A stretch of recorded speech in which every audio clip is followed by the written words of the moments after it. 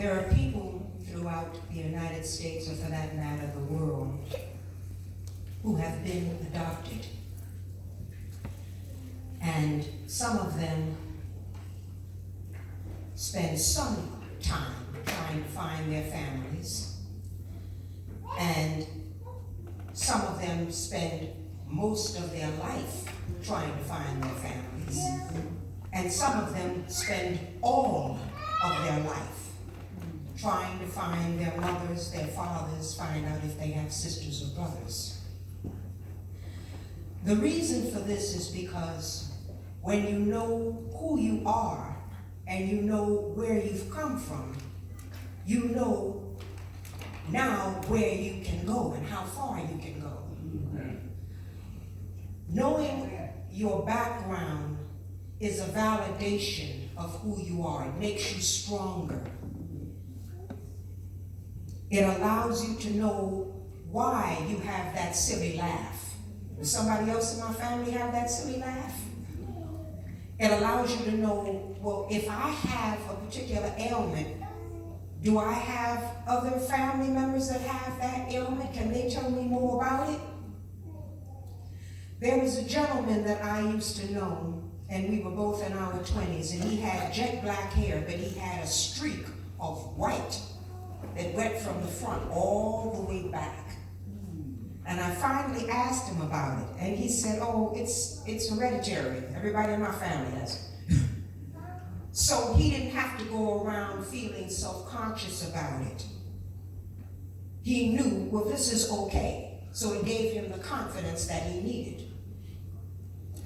And this is the reason why it's so important that we take a month during the year to honor Black African History Month.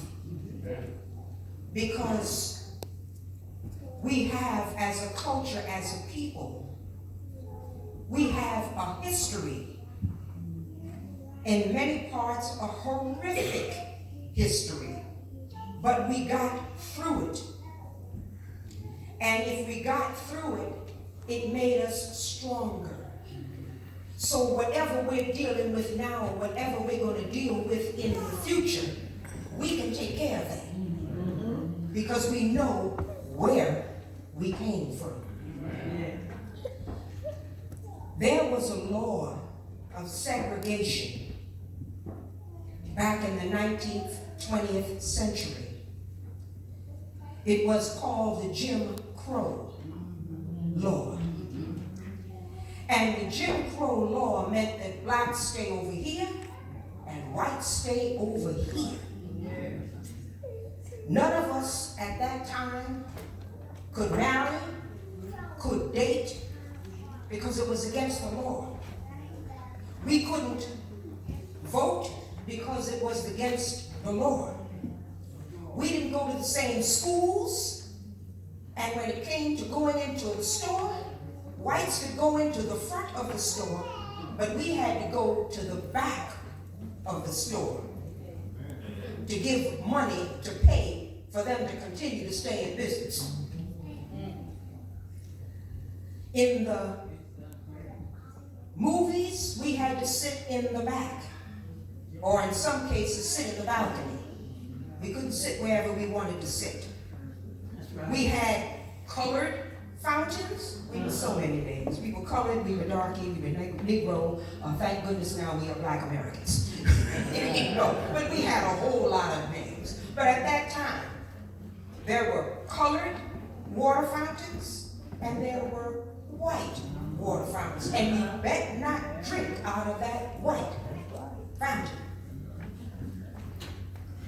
In the north, when it was cold and the snow was piled high and we waiting for a bus, and it took 20 minutes, 15 minutes to try to get through. When the bus finally came, you could get into the bus, pay your money, and then go back out where you came from, walk in the snow and in the slush, and go to the side and go into the back of the bus, because you were not good enough to sit in the front. You were not good enough to sit in the middle, And they didn't want you so bad, they didn't even want you to pass by them to get to the back. Now, once you were in the back, that's where the coloreds sat. So you could sit down.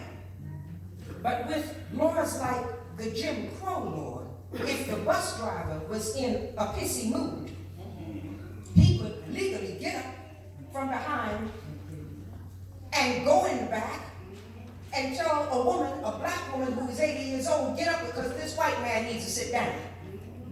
And she better get up. The poems that I'm going to read for you, the first one is about a young child who does not understand what is going on and she needs an answer. The second one is about a grown black man where something happened when he was a child and he still can't seem to forget it. And the third one is called Old Black Men. The first poem is written by Langston Hughes, who was one of our big time poets. He was born in 1902, died in 1967.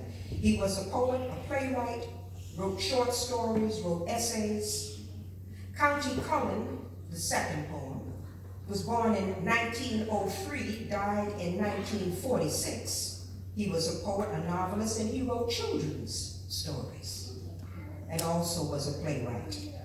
Like Langston Hughes, County Cullen was also a central figure in the Harlem Renaissance, the flowering of black intellectual, literary, and artistic life that took place in the 1920s in a number of American cities, but particularly in Harlem, New York. First one is called Merry-Go-Round, Colored Child at Carnival. Where's the Jim Crow section on this merry-go-round, mister? 'Cause I want to ride. Down south where I come from, white and colored can't sit side by side.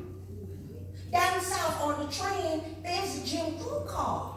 On the bus, we're putting her back.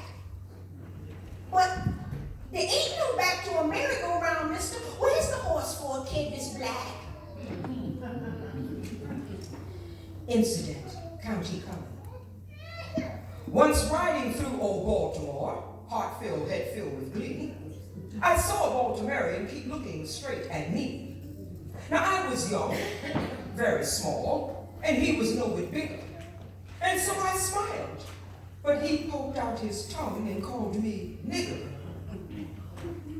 I rode through all of Baltimore from May until December. But of all the things that happened there, that's all that I remember. Old Black Men, written by Georgia Douglas Johnson. She was born in 1886, and she died in 1966. They have dreamed as young men dream of glory, love, and power. They have hoped as youth will hope of life's sun-minted hour. They have seen as others soar, their bubbles burst in air, and they have learned to live it down as though they did not care. Now, since this is for the youth, I want to make sure that teenagers and children understand what this poem is about. When you are a child, or when you are a teenager or a young adult, you have a passion to want to become something. You want to become a doctor, or a lawyer, or a writer, or a teacher, or an engineer. And you can just see yourself in that job. You can see yourself in that career. So when you go into school, try to learn as much as possible. Be the best that you can be. When you go into that vocational school later, or go into college, try to soak up everything that you can about that job that will put you in that job. And when you get that job, be the best in the whole company. There is a jazz singer by the name of Billie Holiday. Billie Holiday was born in 1915 and she died in 1959. And she was a jazz singer from, I believe, the 1920s to up to 1941. She was traveling through the South and she happened to look up on a tree and she saw 2 dead people hanging from the tree.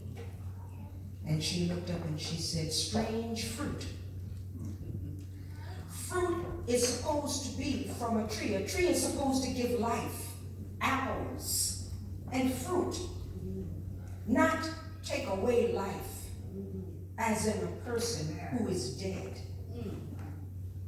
These are all people throughout our generations that took up for us from time to time and wanted to become human beings and treated like human beings, treated like respect. And because they opened their mouth, they were murdered.